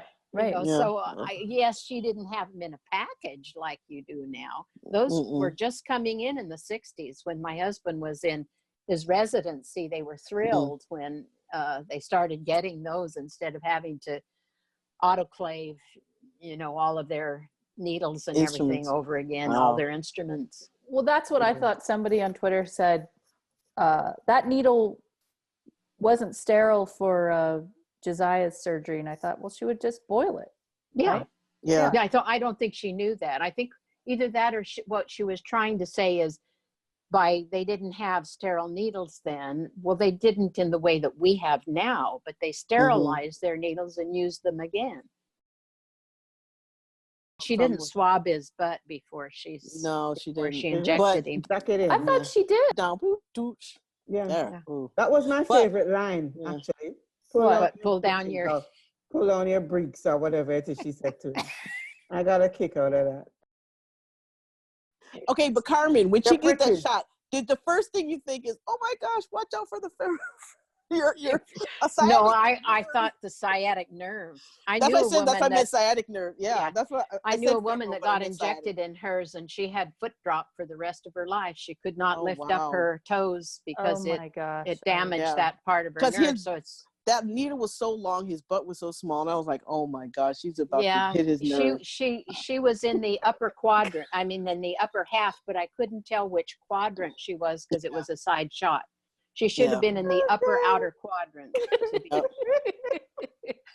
What are you guys laughing No, about? it's just funny because, yeah, just it. So how about the strangling of Knox? Would he like be there with his eyes open, and was that a I'll real? say something about that. In strangulation, a lot of times forensic science looks for a broken hyoid bone because it's broken more than it is actually during hanging. And it's the compression on this upper part of the neck, you know, like he did. And if you break the hyoid bone, actually it makes it really difficult for people to breathe. And that's the only way that I could explain his quick death, which was really quite fast for strangulation. But his eyes remaining open like that all the time, you know, that's done a lot in TV for drama. But when a person dies, actually, and I've seen many, many dead people in my body donation body bank, and their eyes are usually partially closed in relaxation, but they certainly don't. They open like this. Yeah. Look like a Raggedy Ann doll. They don't look like this. Yeah. Yes. Yeah. No, No that's wonder not... Jamie closed that before he took off his stinky sock. It was a combination of him, strangling him, and also he pinched his nose and covered his mouth. So yes, he did. He did. That's true. So it was I a thought he was combination of covering that. his mouth so he didn't yell. No, he had his nose pinched as well, so he couldn't breathe. Well, I think he did both, but I think it made it quicker. But you know, with the thing of it is if he did crush the hyoid bone, his whole pharynx and beyond would go into spasm at that point, and it would close down on its own. He would have a horrible it time takes a trying lot to of strength. Yeah, it does. Yeah, and we know how strong Jamie is. Jamie could do it. Exactly. I do want to say something. Did you hear what Claire was out gathering when she ran into Roger? Did you hear what she said she was gathering? What was it? But I can't remember. For the twins. Golden seal. Golden seal root. Golden seal, I had to look it up because I didn't know what it was. And it's an herb that is used to treat mouth sores. And it also has antibacterial qualities to it. So I thought that was really cool that they use that, and that it actually is purported to have those features. We in Boulder know about golden seal root. I'll bet you do. Okay. Boulder is a very special place. How dare you? There. No, I'm serious. My husband was in the reserves, and we used to go to Boulder every summer when he was on his summer camp. It is. It's a nice ingredient in the bong.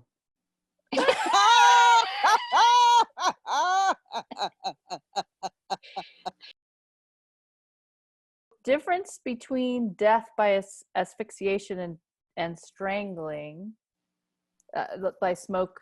So would they have been able to detect?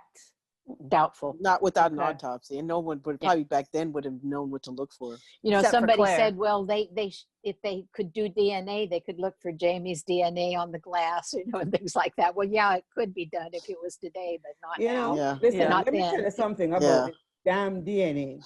People watch too much damn TV, and they believe, no, for real, and they believe all of this nonsense about this DNA evidence and the fingerprints and this, that, and the third. That's your doctor equivalent of Dr. Google. That's lawyer Google. Too much damn DNA. 90% too much CSI. Too much CSI. 90% of you know what the CSI people do when they go to investigate? They take freaking pictures. Okay, they take pictures. They may dust for fingerprints, but if something happens in a house where people have been tracking in and out and in and out. There's going to be hundreds of fingerprints on the doorknobs and on the surfaces.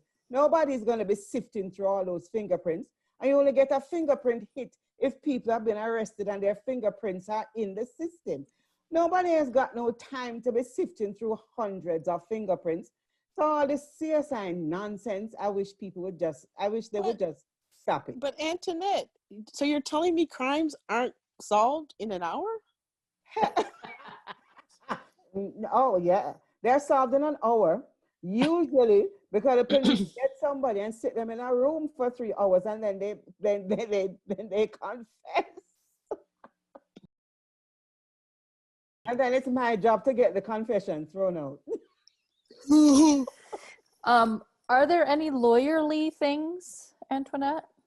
I mean, in modern parlance, what Jamie did was cold-blooded murder, premeditated murder, because you don't have to have planned it long in advance. The law says you can form that decision to kill in a minute. And if you do that, it's still premeditated murder. So if he had been caught, it would have been a capital offense. Hanging, that's a hanging offense, because he did it, he made the decision and then he carried it through. And what if Knox had gotten out of the room and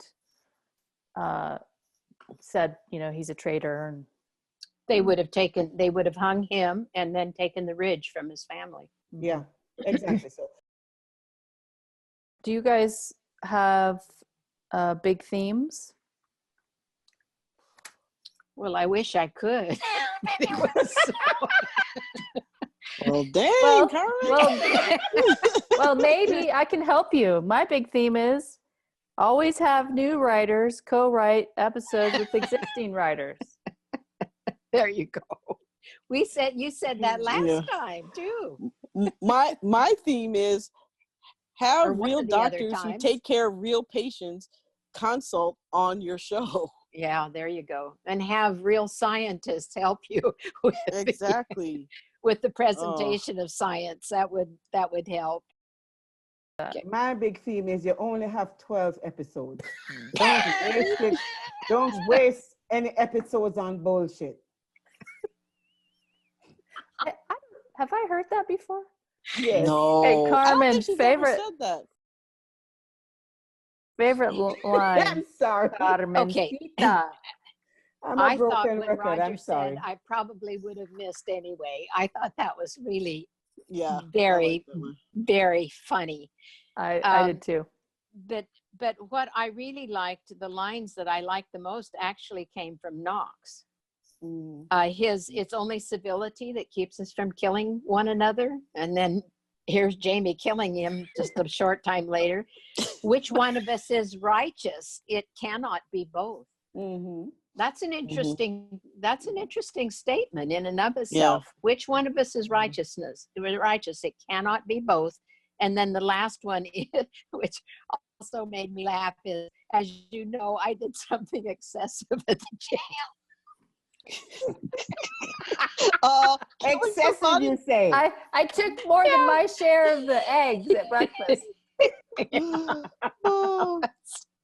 That's an understatement.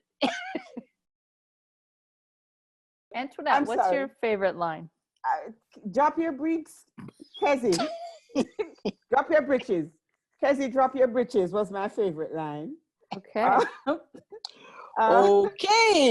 We need to help you out a little bit more. Do you have a thing for Kezzy? I thought you had Showtime.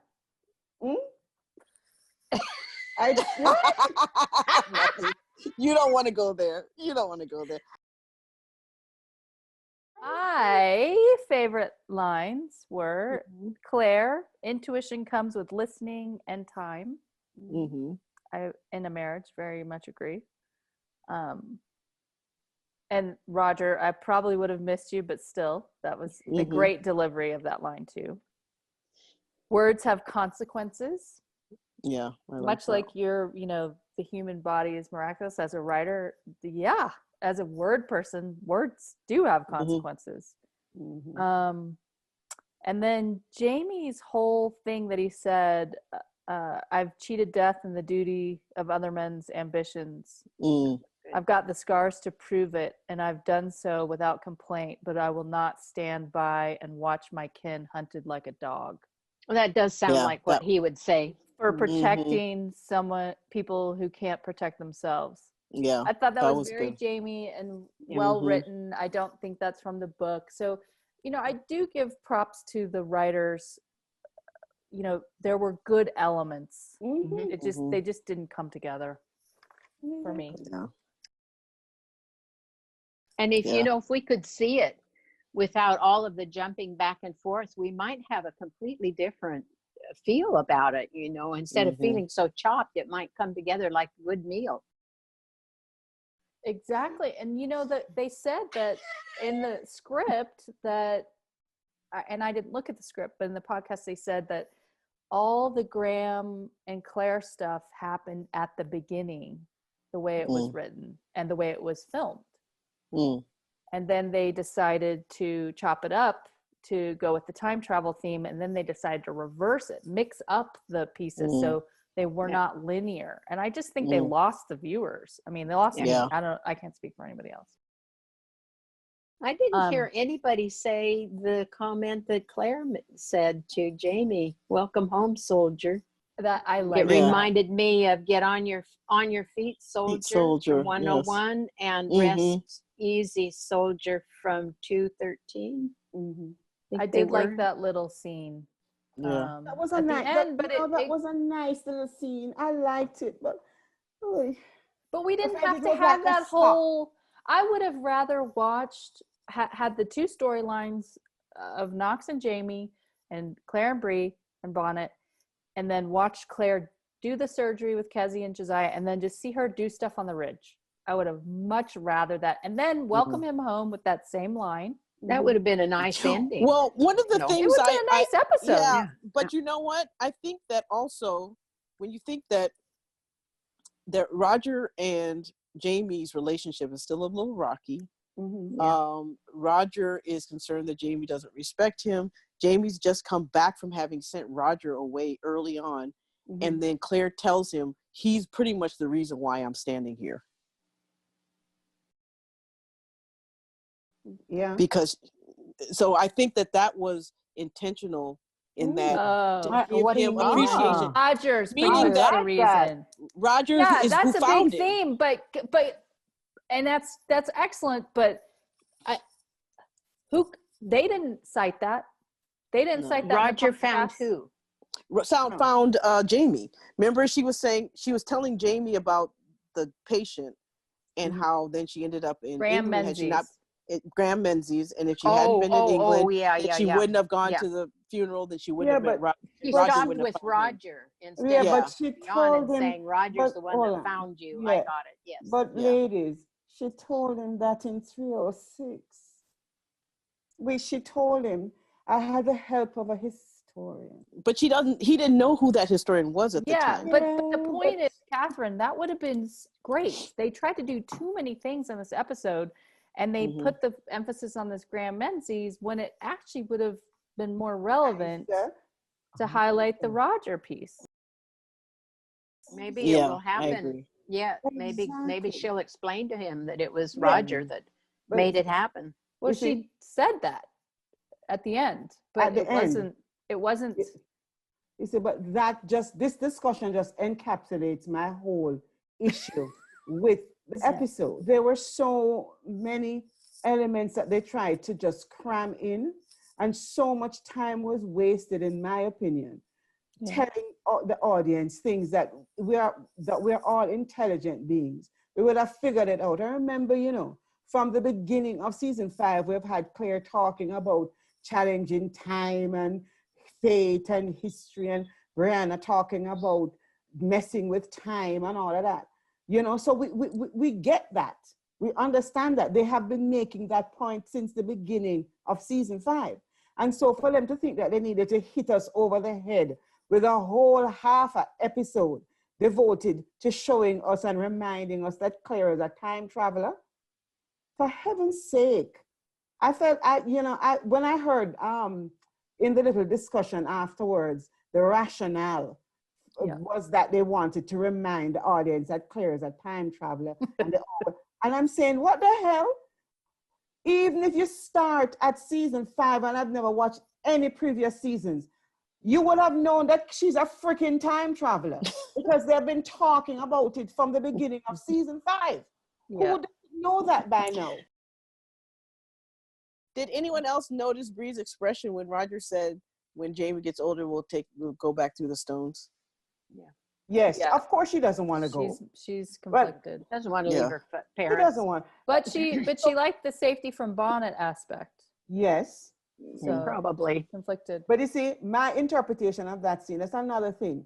I still think that the writers are just writing Roger to be such a dick in certain of these scenes with Bree. I think so. Because I disagree because I think that he was justifiably upset that, I mean, not that she should have done anything differently, but I could see where he would be upset. Like, No, she She went didn't and tell told him. no, I She didn't, not just understand that, him but she being told upset. him that that's his son, and it's like, oh, I went to see him hanged, and that's the end, and oh, but we actually had this exchange, and he gave me a gift, and Yeah, but look at it, Courtney. Yeah. He is upset because she told Bonnet that Jemmy might be his, and she Right. has never said that to me, and blah blah blah. So what was all this blood oath that he made to Jemmy in episode 1? He was saying in effect that I don't care who your father is, you are my son. This is my vow to you. You are blood of my blood. So all of that was just talk because he's still No, angry I think that in real human interaction, he would have felt betrayed. yeah. I think so. No, And the I'm other thing saying is, that At he least can't at feel first. betrayed, At you know. least at right, first. and he cooled off, but the writers even said Mhm. that in the show version, Brianna at this point thinks that Jemmy is actually Bonnet's. Yes. Mm. I Yeah. actually got that from the book too. Yeah, that too. She Yeah, thought she's- he was Yeah, but Bonnet. that's not my point. My point is, well, maybe Well, he was faced with that. That's hard. maybe I'm expecting too much from the Roger character because I'm saying that this is your wife who has been traumatized by rape. You know what it is? I think because I deal with a lot of people who have been traumatized by rape and see how their partners react to them and the people in their lives react to them. Mm-hmm. I'm thinking that Roger is justifiably angry and feels betrayed, but you don't express that to the person who actually went through the trauma. Yeah. You give them permission to have made mistakes. You give them permission to react and deal with their trauma any way you want. Your rage and how you feel, you keep it and you go outside and you punch a freaking tree.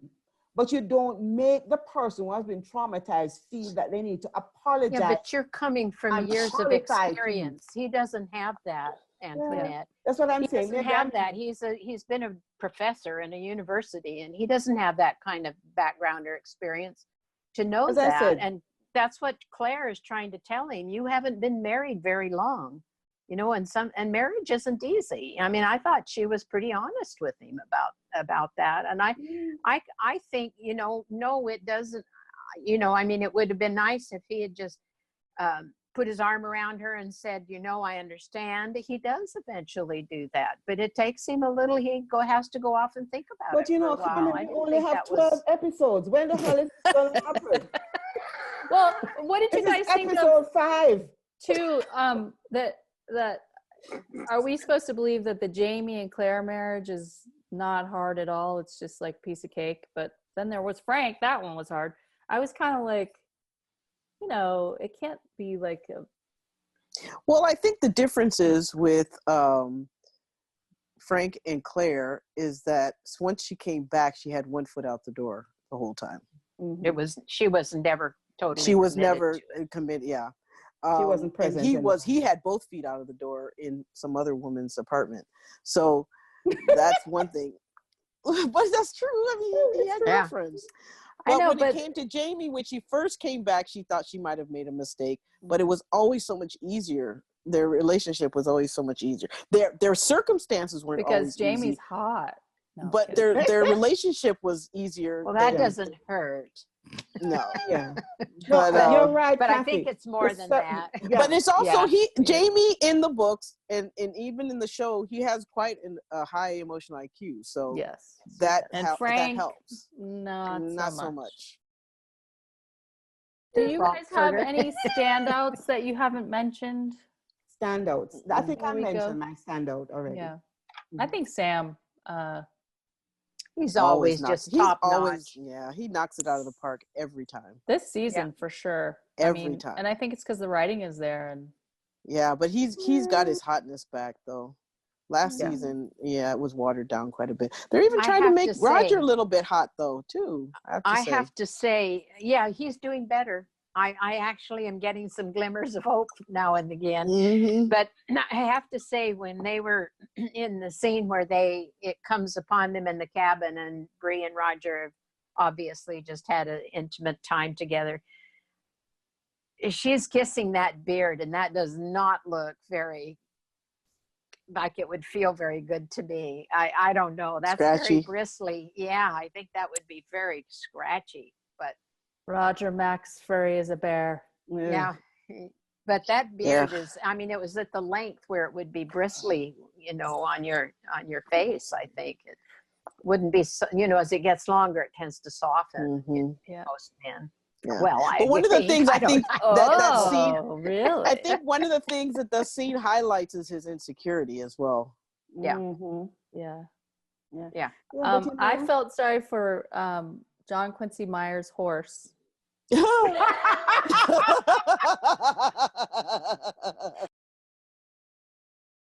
I mean, and I obviously Kyle Reese is an awesome person, but I've just never, he doesn't feel like that character to me. And he's such a big rugby player. Like, would they have had those guys back then? Oh, sure. I mean, I don't know. He's Oh, just, You ever heard of Paul Bunyan? No, if you look at John paintings Henry? from that era, they were quite a few portly. he's not portraits. portly. He is He's huge. all muscle. Well, You've seen pictures of him? He is. well, I've seen him. No, I've not seen pictures of him. He's just like a brick shit house. More like a shit brick house. Sorry. You know the song? Up time. I have a doubtful that. I just want to end my discussion of the episode by saying that there were some really lovely elements, and some of the things that we have loved about the season so far were still in this episode. But unfortunately for me, it felt like a wasted episode, and for moving the story forward. And it felt almost like a loss of momentum that we had built up to this point. So, I mean, as I said at the beginning, it could be that, that I was too hyped up and too excited for it. And so it could never meet the expectation that I was putting on it. I think they set the bar so high with the other episodes, but you never know. I have a feeling that some of the stuff that happened this episode are going to make sense later. Yes. I hope so.